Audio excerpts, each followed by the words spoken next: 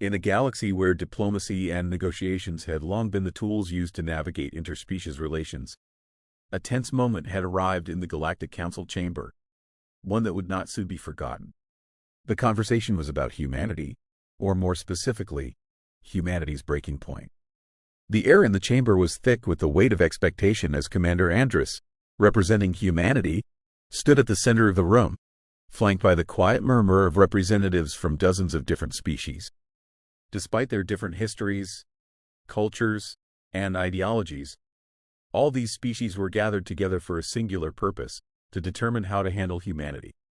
Carl, the regal diplomat, observed closely from his position. He had seen humans at the council before, but this was different. The commander's tone had changed. There was something in the way he spoke that hinted at a level of frustration, and perhaps even anger, that was foreign to the room. It wasn't the first time a human had made an offhand comment about losing their patience, but today, Andrus's words sent a chill through the room. His posture was relaxed, hands clasped behind his back, but the intensity of his gaze and the control in his voice made it clear that he was anything but at ease. The chamber was full, the usual distrust between species palpable in the air, but today it was more than that. There was a unity that had formed around a singular question: what was to be done about humanity? The situation was rapidly escalating, and the council had gathered to address it. As Andrus stood in the center, unflinching and unwavering, a sense of foreboding began to creep over the room. He was not one to simply blend in with the council's flow. His very presence commanded attention. Parrot, the elder representative from the Lazen Order, spoke first, his voice thick with the clicking accent of his people. The incidents involving human colonies across the outer sector have raised certain concerns. He paused, his mandibles twitching nervously, as if he was hesitant to continue. The silence that followed was telling. Some members of the council questioned the appropriateness of your species' actions in response. Andrus didn't flinch. He raised an eyebrow, his expression one of quiet expectation. Parrot went on, stating that humanity's actions had led to the disintegration of the Eth Station, a tragedy that cost the lives of several thousand, none of whom were human. He expressed unease over the lack of remorse or acknowledgement of error from humanity's side. Andrus, though maintaining his composure, could feel the weight of the accusation in the room. He took a slow, controlled breath before responding, his voice calm, but with an edge that hinted at something deeper, something more dangerous. Representative Parrot, he began, his voice measured. The Ed Station launched an unprovoked assault on a civilian human outpost. They destroyed everything. No survivors. He let the weight of his words settle, watching the alien representatives shift uncomfortably in their seats. The room seemed to grow colder, the murmur of voices growing louder. You all talk about peace, about laws, about civilization, he continued, his gaze sweeping over the assembly. Yet when it comes to humanity, those same laws seem to vanish. You let this slide for every species except ours. The words struck hard, and for the first time, Carl felt a shift in the air. The chamber was no longer just a place for debate. It had become a battlefield of ideas, a place where old assumptions were being shattered. The Zarktan delegate, a creature cloaked in layers of scaled armor, raised his clawed hand, his voice thick with suspicion. Are you suggesting that the human race intends to act outside the established laws of engagement? Andrus didn't hesitate. Not at all, he replied, his voice cool and even. But there's a line, a boundary. Every species has one. It just happens that ours was crossed a while ago, and we've been more than patient. The Zarktan delegate snorted, a puff of greenish vapor escaping from his nostrils. Patience? Humans claim patience? Tell me, Commander, what does human patience mean when dozens of non-human colonies are left in ruins?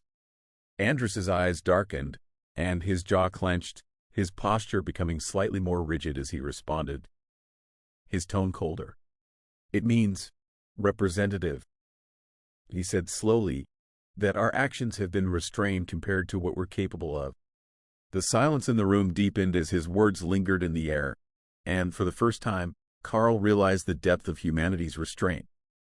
Humanity, for all its youthful energy and relatively recent membership in the Council, was not a species to be underestimated.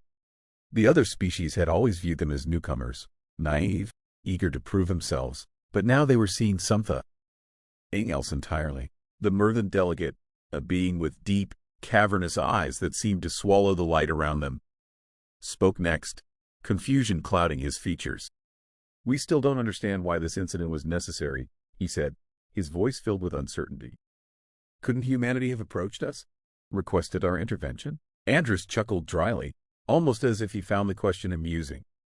"Requested?" he repeated, his voice almost taunting. "We requested protection for years.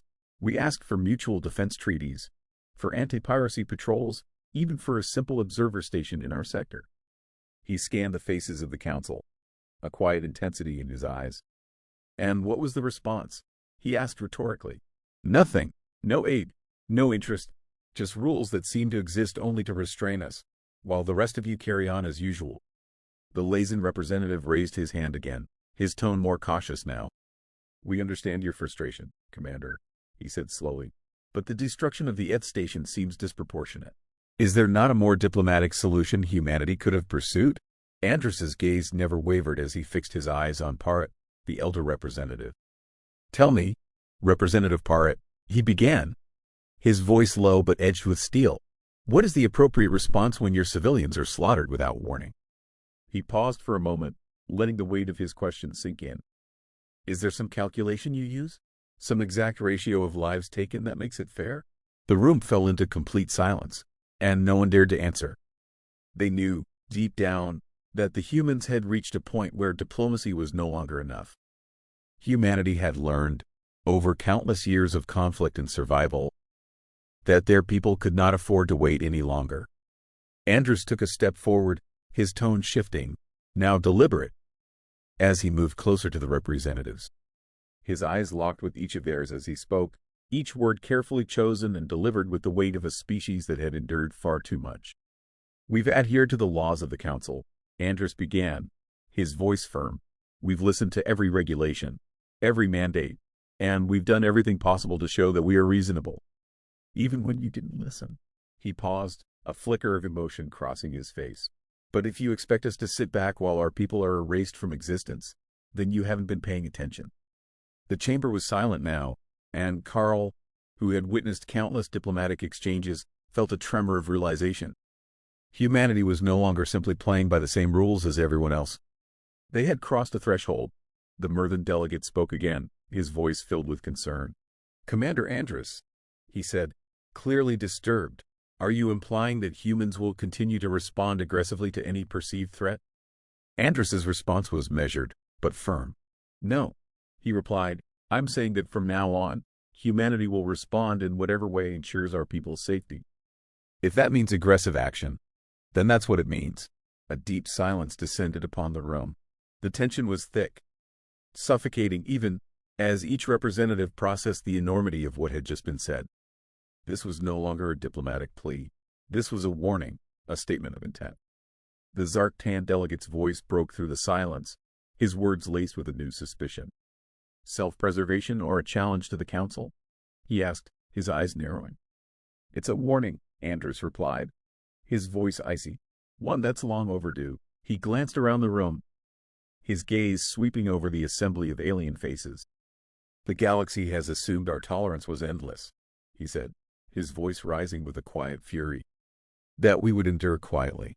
But humanity has reached its threshold. There will be no more tolerance for attacks. No more looking the other way while our people suffer." Carl shifted uncomfortably. He had been an observer for so long, watching the intricacies of the Council. But now, for the first time, he understood. Humanity was not just another species. They were different. They had been pushed too far, and now they were standing their ground, unwilling to back down. In that moment, the Galactic Council was forced to reckon with a new reality. Humanity was no longer just a participant in the galaxy's diplomacy. They were a force to be reckoned with. And the Council would have to decide whether to stand with them or risk alienating a species that had reached its breaking point. As the chamber grew quiet, the finality of Andrus's words hung in the air. The message was clear. Humanity would no longer be patient. They would no longer wait for permission. They would act when they had to, and they would no longer accept anything less than what they deserved. The Council knew, deep down, that humanity had earned their place at the table. Whether they would ever be accepted fully was another matter entirely.